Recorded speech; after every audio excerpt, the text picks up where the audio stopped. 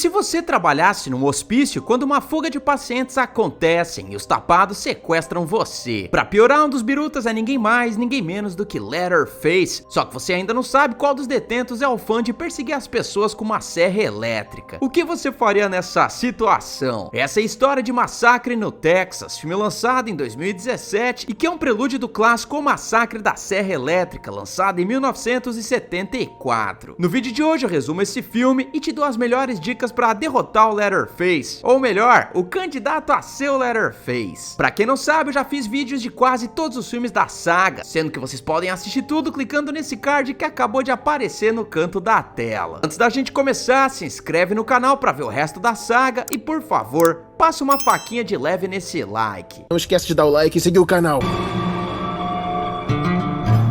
O filme se inicia na fazenda da família Sawyer no ano de 1955, quando vemos o jovem Jed ainda sem iniciar a dieta para colocar o shape de Leatherface. É aniversário do garoto e com isso vem a iniciação dele no negócio da família. Nesse caso, a arte de criar um açougue com a proteína de outras pessoas, como é o caso do vizinho da família, que será o presunto fatiado da noite. Vou te comer! No entanto, Jed não quer fazer aquilo com uma pessoa, mesmo que Verna, a mãe dele, fique insistindo que o garoto mande a braba com a motosserra. Ele também é forçado por Drayton, o irmão mais velho, que dá aquele empurrãozinho e faz Jed abrir a perna do inocente vizinho. Aquilo deixa o moleque horrorizado a ponto dele rejeitar a profissão de família e pedir arrego pra mamãe. É então que o tio velho termina o serviço pelo garoto e dá uma marretada de leve no coco do vizinho.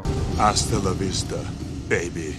A propósito, ótima cena de introdução, que pena que o resto do filme é só ladeira abaixo. Algum tempo depois a gente vê um casal passeando pela estrada, quando o cara quase atropela um animal. Como a namorada dele é uma baita de uma candinha, ela sai do carro pra ver o que era, e é nesse momento que ela descobre se tratar de Jed usando uma máscara de boi. A garota pergunta pra ele se tá tudo bem, porém Jed apenas pede ajuda e entra no mato, o que por algum motivo faz a mulher ir atrás dele. Que viagem é essa, véi? E falando em viagem, eu nunca tive nem patrocínio nem mãe-trocínio, então sempre tive que economizar ao máximo pra não ter que trocar o almoço pela janta, o que me levou a não perder grana com cartão e taxas danadinhas. Por isso eu abri uma carteira digital na Nomad. Ao criar a conta você não paga nem taxa de abertura nem de manutenção e muito menos aquela anuidade do capeta. O inscrito que abre conta com eles me ajuda a continuar produzindo vídeo adoidado aqui no canal, porque a gente ganha uma comissão pra pagar o cafezinho do escritório. Então continua me dando essa força e usa o cupom EDNERD na hora do cadastro, inserindo ele no campo código de convidado. Dessa forma você pode ganhar até $20 de cashback, dependendo de quantos dólares você comprar. A Nomad é essencial para quem quer viajar para fora e pagar as menores taxas de câmbio possível, já que com a conta você não fica refém daquele famoso dólar turismo, que chega a ser 50 centavos mais caro do que o dólar comercial, que é o que a Nomad usa nas transações. Além disso, você só paga 1,1% de IOF, que é bem mais baixo do que os 6,37% que o trouxa aqui já pagou em várias viagens que eu tive a oportunidade de fazer. Se não tá bom pra você, a Nomad ainda tem uma sala VIP no Terminal 3 do aeroporto de Guarulhos, que você pode usar pra esperar o seu voo. Fazendo um Pix em real pra conta Nomad, você já compra os seus primeiros dólares, e mesmo que a sua viagem não aconteça em breve, você pode ir juntando dinheiro de pouquinho em pouquinho, e de certa forma fazer uma reserva de uma moeda que quase nunca baixa. Então continue ajudando o canal e abre a conta, demora cerca ali de 3 minutinhos. E não se esqueça de colocar o cupom EDNERD no código de convidado. Uhul! Cara, vamos analisar o que a Catiça fez de errado aqui. Tem um moleque fingindo ser uma vaca no meio da estrada. Depois do quase atropelamento, ele magicamente se levanta usando a cabeça de um boi de verdade e entra na fazenda Sawyer, um local que tinha uma péssima reputação na região. Sendo assim, por que raiz a garota quer ir atrás dele? Você não ia entender. Além disso, ela é a filha do xerife da área, sendo que ela poderia ter chegado no pai e comentado sobre a tal bizarrice, mas não, ela vai atrás mesmo ouvindo o namorado dizendo pra ela não ser burra a esse ponto. O que eu quero dizer é que ela deveria ter entrado no carro e partido em paz.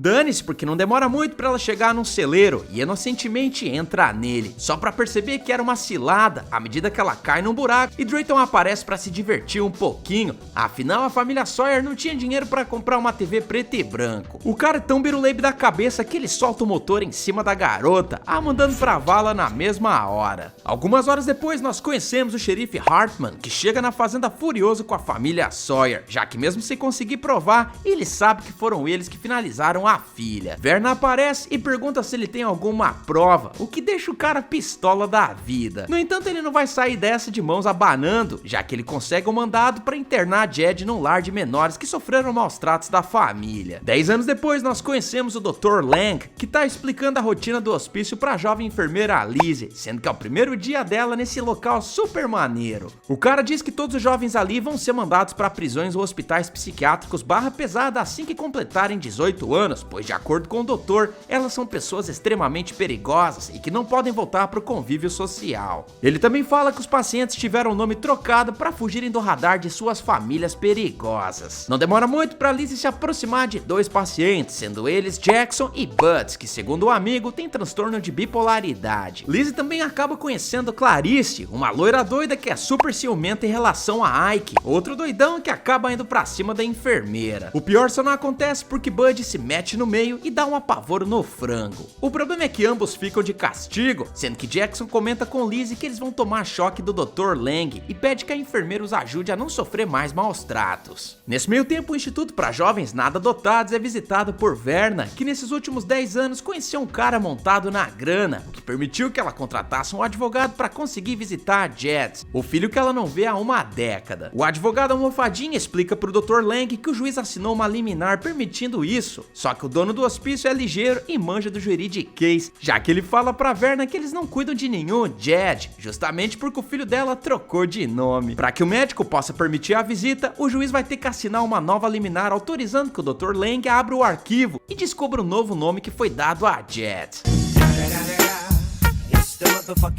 Isso deixa a Verna doida da vida, que decide burlar a lei ao mandar uma enfermeira pra vala, e assim ela pega as chaves pra entrar na ala onde os detentos ficavam. Tudo isso poderia ser evitado se o Dr. Lang não fosse burro e colocasse pelo menos uns 2 seguranças no portão, justamente pra se certificar que as enfermeiras não fossem pegas pelos pacientes, mas não, bora deixar o acesso completamente livre. Muito bom. Dane-se, porque enquanto Verna procura o filho, ela faz questão de soltar todos os pacientes antes de ser capturada pela segurança. A fuga felizmente dá alguns presuntos pra gente, como a talarica que Clarice esgana, além de 2 enfermeiros da terapia de choque que são abatidos por Bud, e o próprio Dr. Lang, que tem a cabeça jogada no vidro pelo paciente grandão. Cara, o jeito mais seguro de consertar essa situação era o Dr. Lang ter trancado a porta principal do hospício e ficado do lado de fora até a polícia chegar. Dessa forma, os detentos não teriam como sair do prédio e nenhum dos eventos a seguir aconteceriam. Dane-se, porque nessa loucuragem vemos Lizzie fugindo com outra enfermeira, que acaba sendo silenciada por golpes de estilete dados por um paciente aloprado. O mesmo só não acontece com a beldade porque Jackson aparece e defende o contatinho, dando vários pisões no colega de cadeia. Jackson e Lizzie conseguem escapar, porém acabam sendo capturadas por Ike e Clarice, que também tinham fugido. Como Bud tinha ajudado Ike a fugir da terapia de choque, o grandão também ganha uma carona pra longe do hospício, na mesma hora que o Charles Xavier é jogado da janela do local. Enfim, eles andam por um bom tempo e param pra se trocar. É nessa hora que Lizzie tenta escapar do porta-malas, porém é capturada por Clarice, que fala que se ela tentar fazer isso de novo, vai ser devidamente mandada pro além. No dia seguinte a gente vê a Larica batendo, e diante disso o Ike fala que eles vão fazer um assalto numa lanchonete de estrada. Como o Bud é feio, ele fica do lado de fora, enquanto Ike e Clarice se sentam numa mesa, enquanto Lizzie e Jackson ficam em outra. Nessa hora Lizzie poderia ter ido até o balcão e falado que os miliantes estavam fazendo de refém. Olha só, como eles estão no Texas, é seguro presumir que metade dos clientes desse local estavam armados e poderiam a defender caso Bonnie e Clyde aí fossem pra cima dela. No entanto, a garota quer proteger Jackson, um cara que ela conhece há um dia, e portanto ela não fala nada pra garçonete, que repara que tem algo estranho rolando no ar. Enfim, Clarice espeta uma faca em um cliente aleatório, pegando a arma dele em seguida. Ike também aproveita pra pedir umas doações nada voluntárias dos clientes, porém 2 texanos decidem revidar. O problema é que eles fazem isso de forma mais idiota possível. Os caras simplesmente decidem andar na direção da arma de Clarice só pra tomar um tiro na cara. Outro Zé Ruela tenta correr em direção à porta, mas Jackson pede pra ele parar, o que faz o detento receber um soco no nariz.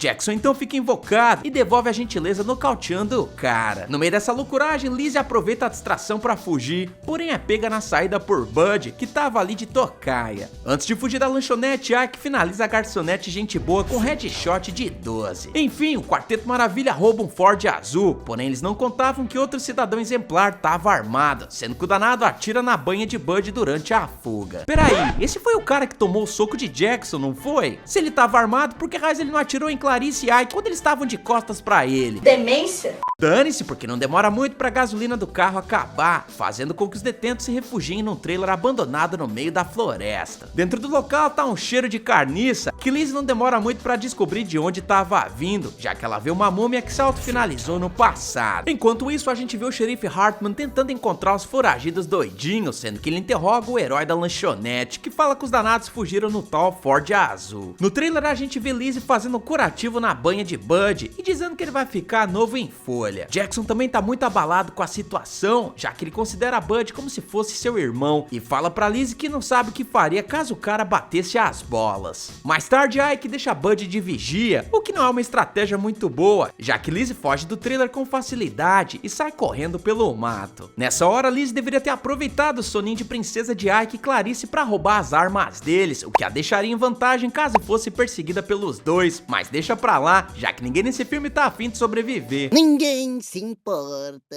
Infelizmente, ela é logo encurralada por Ike, que aproveita que Clarice tá dormindo pra arrastar uma asinha pra cima da enfermeira. Felizmente, Jackson chega ao resgate e dá uma coça em Ike, o que também atrai a atenção de Clarice e Bud. A garota doidinha pergunta o que aconteceu, sendo que Ike fala que Lizzie tentou escapar. Nessa hora, eu acho que valeria a pena a enfermeira ter tentado entrar na mente de Clarice, que era muito ciumenta. Lizzie poderia ter falado que o boy de Clarice tava dando em cima dela, sendo que com sorte Clarice se voltaria contra Ike, e por não bater bem da cabeça tinha a chance de meter bala no cara, eliminando assim mais um problema na vida da nossa protagonista. No final das contas, nada demais acontece, sendo que Ike fica pistola com Bud e fala que ele é o pior vigia da face da terra. Como você é burro?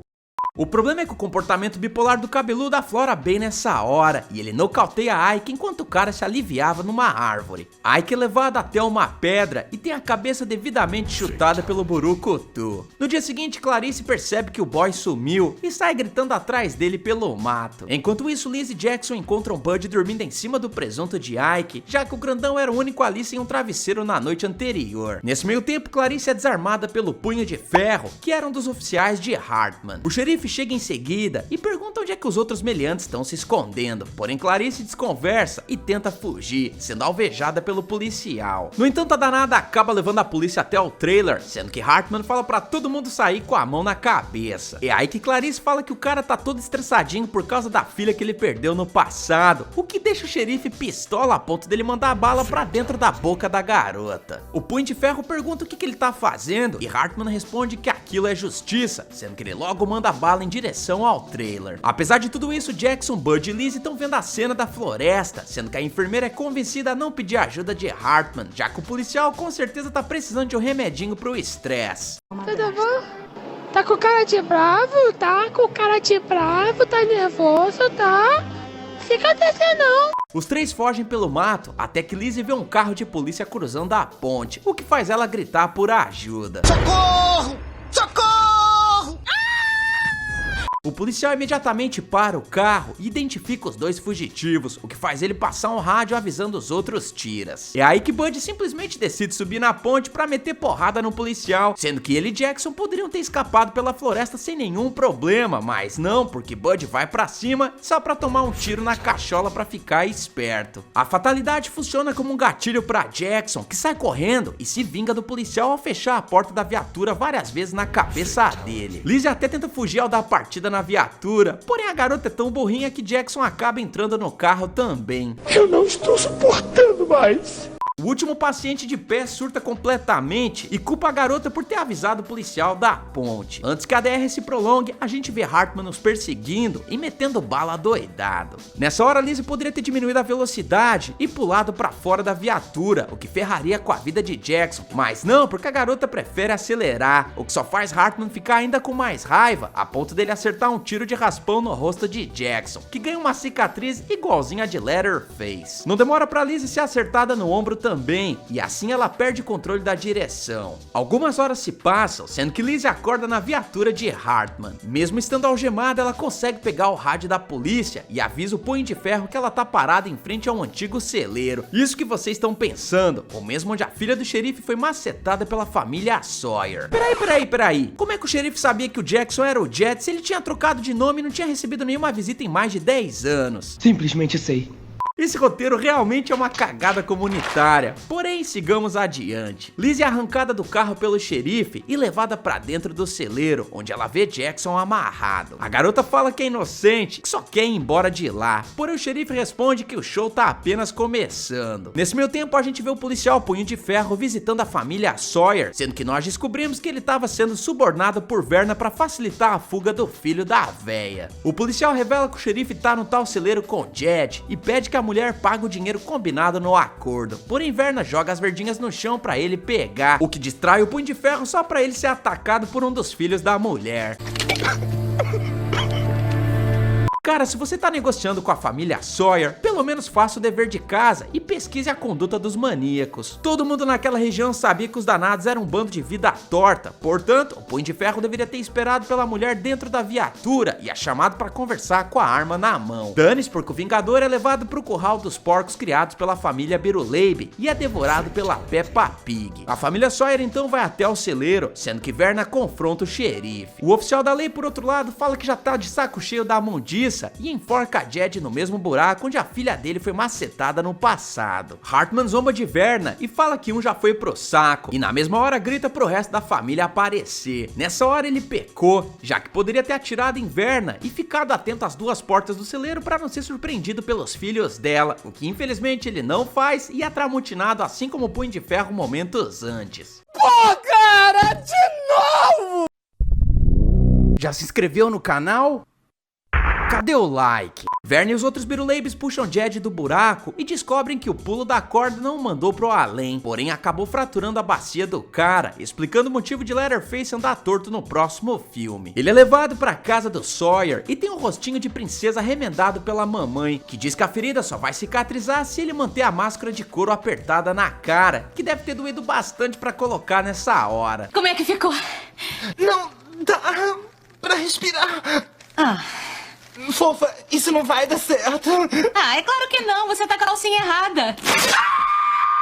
Eu sinto gosto do couro. Enquanto isso, Hartman e Lizzie estão sendo mantidos no mesmo cômodo, sendo que a garota finalmente dá uma dentro e consegue se desamarrar. Na hora que ela vai fugir, o xerife pede desculpas e implora pra ela o levar junto, o que ela burramente faz. Seria muito mais sensato simplesmente ter deixado o cara lá, afinal ele deu um tiro no ombro dela e provavelmente tá ferido mortalmente no peito, sendo que é só uma questão de tempo até ele ir pro ralo. Dane-se, porque ela ajuda o policial a fugir da casa, sendo que os dois cometem mais um erro. Eles passam pela mesa da cozinha e nem mesmo se preocupam em pegar algumas facas para se defender, o que com certeza faria toda a diferença nesse filme. Verna logo descobre que os dois fugiram e coloca a casa em alerta vermelho, o que é péssimo, já que os dois filhos tapados dela capturam Hartman e Lizzie sem nenhuma dificuldade. A matriarca então fala pra Jed se vingar do cara que causou aquelas cicatrizes no rosto dele e reativa a memória do filho ao presenteá-lo com a sua velha amiga de infância, a motosserra do capiroto. Dessa vez Jed nem pisca e começa a fatiar o xerife sem dó, o que deixa a Lizzie aterrorizada, pois ela percebe que estava amarrando o burro no boy vida louca. De alguma forma o roteiro permite que ela cabeceie um do Sawyer e escape para a floresta, sendo que ao passar pela porta principal, ela muito bem poderia ter pegado o lampião à direita para quebrá-lo na porta e causar um pequeno incêndio que impediria que ela fosse perseguida, já que o piso era de madeira e com certeza pegaria fogo rapidinho. Infelizmente ela é uma poia de primeira e é facilmente localizada pelos irmãos. Como se não pudesse piorar, a mulher pisa numa armadilha de urso e cai no chão, sendo que Jed Leatherface aparece com a motosserra em mãos. Lizzie chora as pitangas pra ele e diz que Jackson é um cara bom, implorando pro cara não acabar com a vida dela. Infelizmente Jackson agora é Jed novamente e com ele o papo é outro, sendo que a cabeça da garota é prontamente deslocada pela serra. No final do filme a gente vê a família Sawyer se livrando das provas e no porão da casa Leatherface aparece costurando uma máscara com as feições do xerife e passando um batonzinho no rosto por algum motivo que esse filme não soube explicar.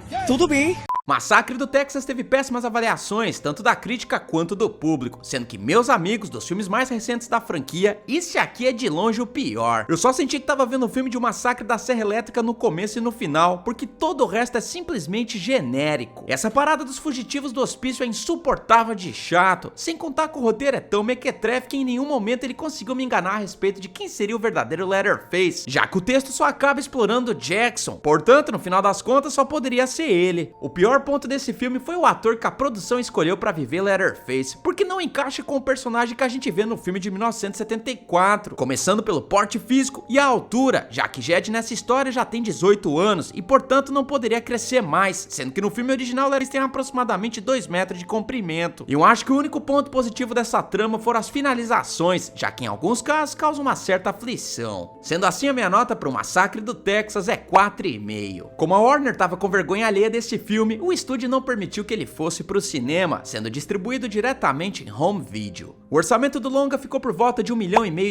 sendo que deve ter dado um lucro gostosinho pro estúdio. Galera, se vocês quiserem que eu faça um vídeo derrotando o Massacre da Serra Elétrica 2, que se passa depois do original, já deixa a seguinte frase no campo de comentários: eu quero. Além disso, eu tô tentando chegar na marca de 2.000 seguidores no Insta, então me dá uma força e me segue no @eddebarros, além da página do canal também, que vocês podem achar pesquisando @ednerd.canal. Sem mais enrolação, bora pra contagem de presuntos. O total de corpitos no filme foi de 21 presuntos, sendo que o troféu presunto de ouro vai pro xerife Ramelão. Galera, clica nessa playlist que tá aparecendo aí na tela, onde tem os outros vídeos da saga O Massacre da Serra Elétrica. Também não esquece do like, eu espero que vocês tenham gostado, eu vejo vocês no próximo vídeo e valeu!